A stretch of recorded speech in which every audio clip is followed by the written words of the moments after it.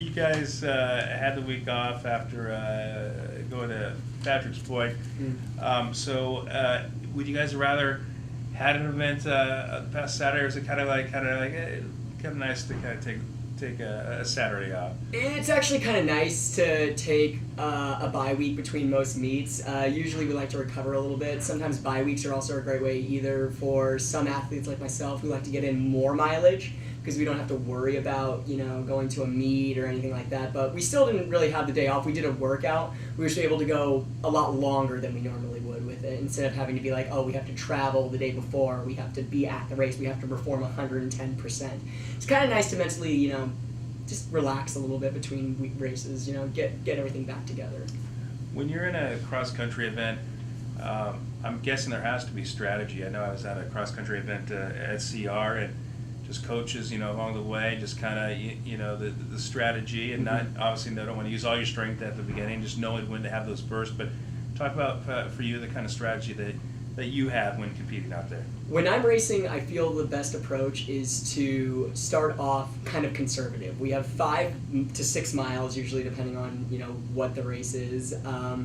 The best strategy I've ever found was to go out and feel good the first 2 miles. I mean, if you are straining at 2 miles in, frankly, you're screwed.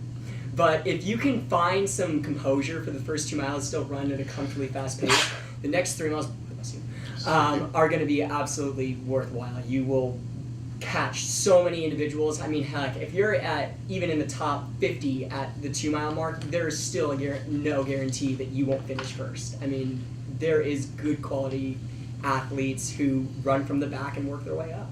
It's just the way I like to run, and a lot of athletes like to run.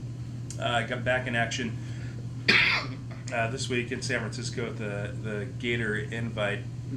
I'm sure it's probably an event that you've competed at before, so kind of talk about the experience, and I'm sure experience is obviously helpful. Well, San Francisco does obviously have a good climate this time of year, so it's not going to be hot. It's going to be a nice, probably cool race.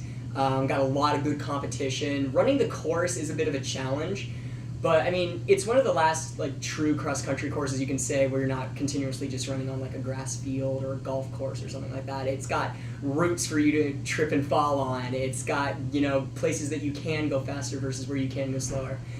SF's course, in my experience, has always been one to really challenge you mentally, because what you are doing is mainly loops around over and over for 4 or 5 miles, and that is what's going to make or break a majority of people, is if you can stay mentally in that race. That's my experience with SF's course. And is the course at Golden Gate Park? Yeah, it's at Golden Gate Park. Okay, I'm guessing for the first time this season, look at other CC2A teams that will be there. They're teams that you're kind of excited just to compete against. Yeah. Well, there's a majority of CCA schools that are just absolutely incredible, and going up against them is probably one of the best parts of the race, especially running against Chico and Cal Poly Pomona, who are top 10 finishers at nationals every single year. To be able to race against them, and if we do well, usually is a great boost to every individual on the team, because it's like, hey guys, we can stay with this team. This is a team that goes to nationals. If we can be near them, or at least somewhat, competitive towards them, there's a good, chance that we could be just as good as them over the next, few weeks, months, maybe even several years. We could be just as good, maybe even better. So that's probably one of the best aspects, is that when you're racing against high caliber athletes like Chico, Pomona, San Francisco, all of them, it's just a major morale boost that if you can, be competitive with those schools, it just mentally stimulates you in a way. Excuse me. No problem. Rick is all Poor guy. I know. I'm sneezing, you're coughing. I know. Sorry. I'm next. I'll probably You don't start stand belching a or chance, something. man. Just want to make sure that have the proper spelling of your name. Is it Christian with an H? No H, just Christian. Who typed this up? Yeah, I'm special. Come on. Okay. Glad I checked that. No problem. According to the website, I'm still a psychology major, which hasn't been true for over 2.5 years now. What is your major? Cellular and molecular biology. Let's correct that. Yeah, I appreciate that. Thank you. It wasn't that big a deal to me. I'm just like, whatever.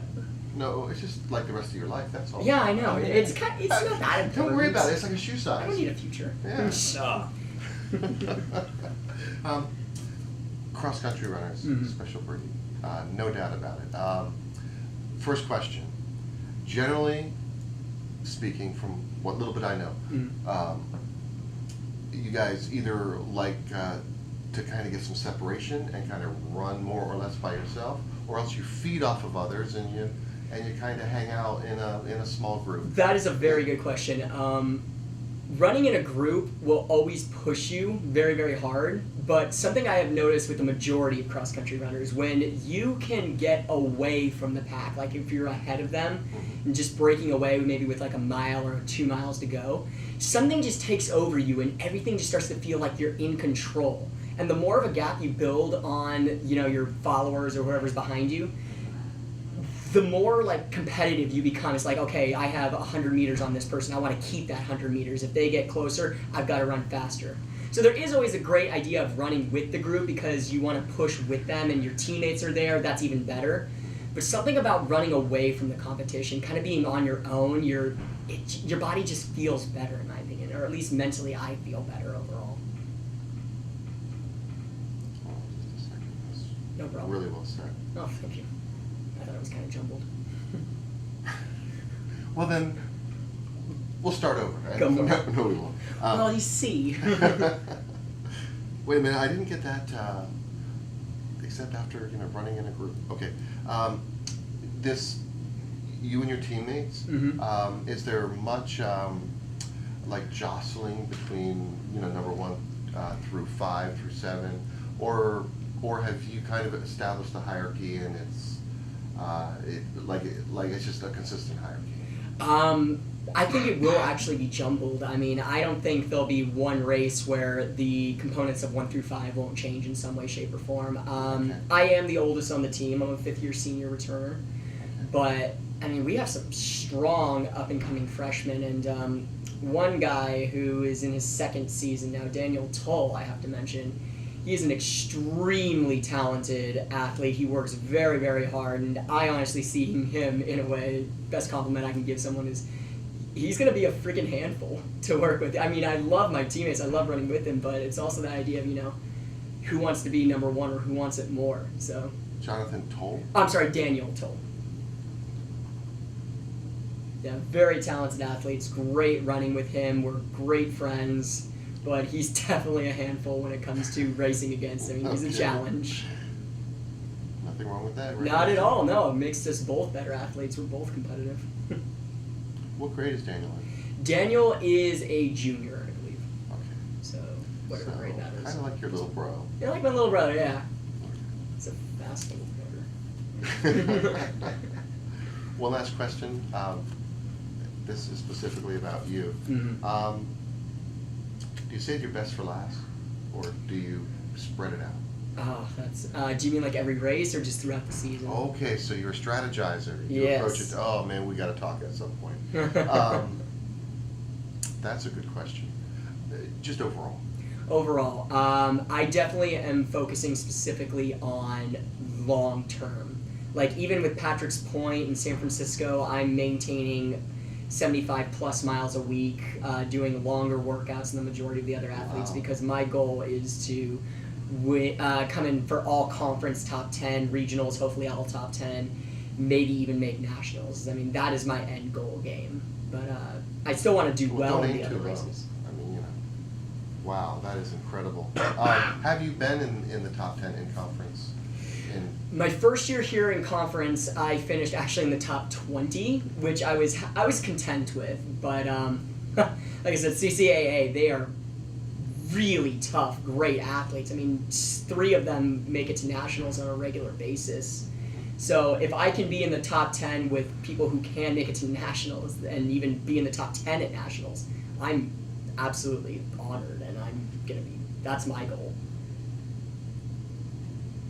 How realistic do you think that is? Making it to nationals, I won't lie, would be an extreme challenge, and that is an end goal game.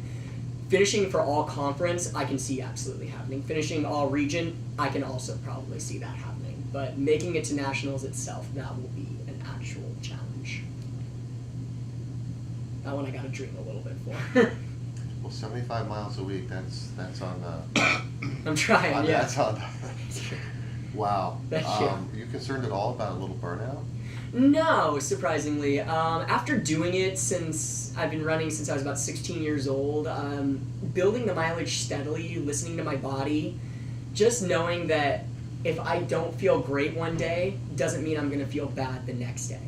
You know, running that mileage gives you, or at least for me, it gives me a confidence boost to know that, like, even during hard workouts or a race, you know, trust the training. You know, you can hold this pace. You can run race for 6 miles. You can do this. And in a way, if it's nothing more than physical boost, it's definitely a mental boost. Awesome.